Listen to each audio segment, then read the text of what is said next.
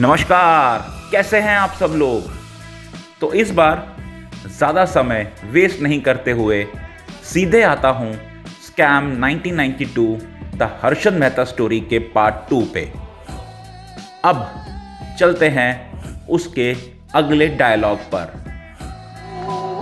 देखो, मैं सिगरेट नहीं पीता और जेब में लाइटर जरूर रखता हूं, धमाका करने के। वाह, ये डायलॉग सिनेमा में चल रहा होता ना तो खूब तालियां बजती इस डायलॉग पे। पर इस डायलॉग की अलग अलग इंटरप्रिटेशन हो सकती है सबके पास। चाहे आप जॉब में हो, चाहे आप बिजनेस में हो, एक ऐसा नेटवर्क ज़रूर बना के रखिए, एक ऐसे इन्वेस्टर्स अपने पास ज़रूर रखिए, इतना अच्छा पीआर बना के रखिए।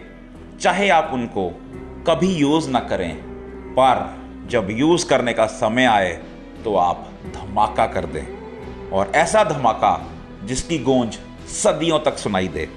पावर नेटवर्क होना चाहिए हम सब के पास।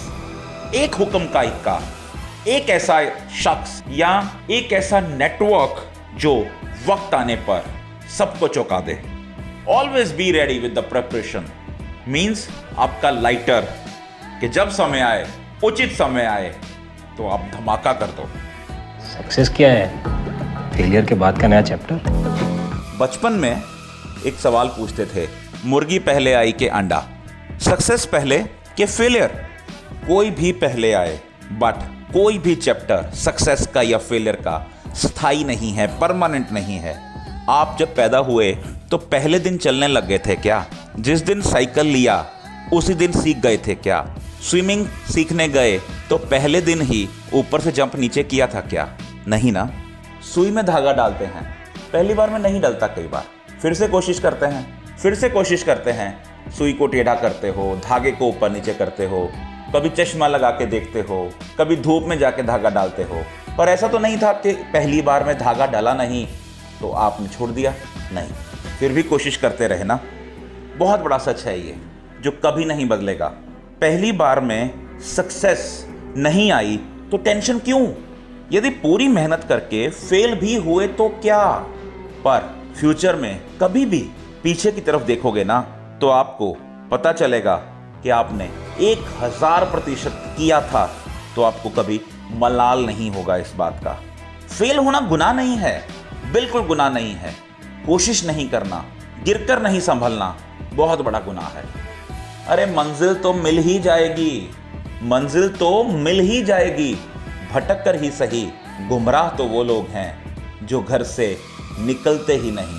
अरे घर से नहीं निकलोगे तो कहीं नहीं पहुंचोगे। निकलो, आगे बढ़ो, फेलियर से मत डरो, सक्सेस आएगी। अरे बिजनेस में सैचुरेशन आता है, दिमाग में थोड़ी आता है वो। क्या गजब बात बोली। इससे बड़ा मैनेजमेंट लेसन या लाइफ लेसन नहीं हो सकता। कितने ही लोग कहते हैं मुझे नया जॉब शुरू करना है या मुझे नया बिजनेस शुरू करना है, पर कौन सा करूं?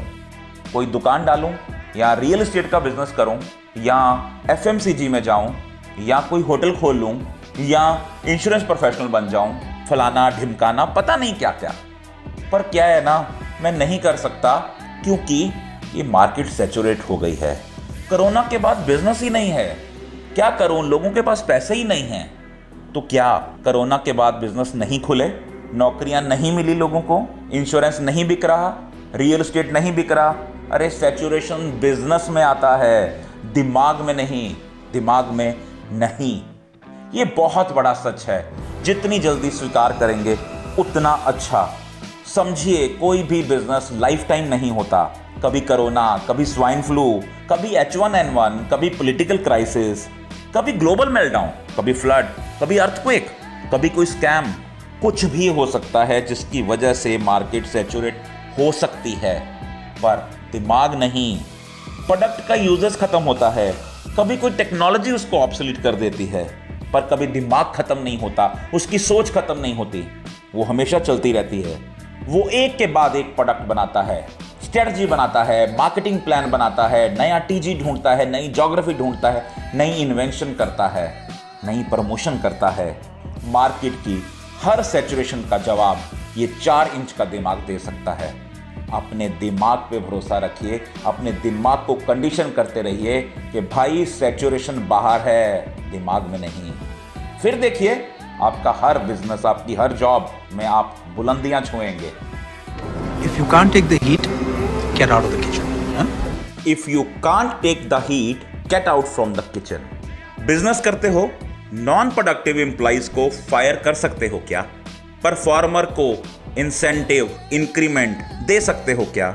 न्यू टेक्नोलॉजी ला नहीं सकते, क्विक डिसीजन लेते नहीं, एक्सपेंशन करना नहीं चाहते, लोगों पे भरोसा करते नहीं। अगर जॉब करते हो तो टारगेट लेना नहीं चाहते, नया सीखना नहीं चाहते। अगर भाई हीट फेस नहीं कर सकते ना, चुपचाप किचन से बाहर निकल जाओ, नहीं तो एक दिन किचन या आपका बिजनेस आपको खुद उठा के बाहर कर देगा। कौन कौन से किचन से बाहर निकलोगे? कौन कौन से बिजनेस छोड़ोगे? फैमिली, वाइफ से नहीं पटेगी, कई बार पिताजी से नहीं पटेगी, बच्चों को समझाना चाहोगे, वो आपकी बात नहीं सुनेंगे, छोड़ दोगे क्या? जिस सोसाइटी में रहते हो, मोहल्ले वालों से नहीं बनती, पड़ोसी से नहीं बनती, मोहल्ला छोड़ दोगे क्या? व्यापार में सरकार की नीतियां बदल गई, कंपटीशन बढ़ गया, छोड़ दोगे क्या? कौन कौन सा किचन छोड़ोगे? अगर नहीं हो पा रहा, गो लीव द किचन। पर बड़ा सवाल अपने आप से ये पूछना कि कितने किचन छोड़ूंगा, कितने धंधे बदलूंगा, कितनी जॉब बदलूंगा? एक दिन तो निर्णय लेना पड़ेगा ना कि एक दिन ओखली में सर देना ही पड़ेगा, हीट तो फेस करना ही पड़ेगा, करना ही पड़ेगा। और जिस दिन आपने नेगेटिविटी में रहकर भी पॉजिटिविटी ढूंढ ली ना, सक्सेस कदमों में रहेगी। इसी के साथ दीजिए इजाजत धीरज कोचर को। आपका दिन और जीवन बहुत ही मंगलमय हो, ऐसी मेरी शुभकामनाएं हैं। बहुत बहुत धन्यवाद। Thank you.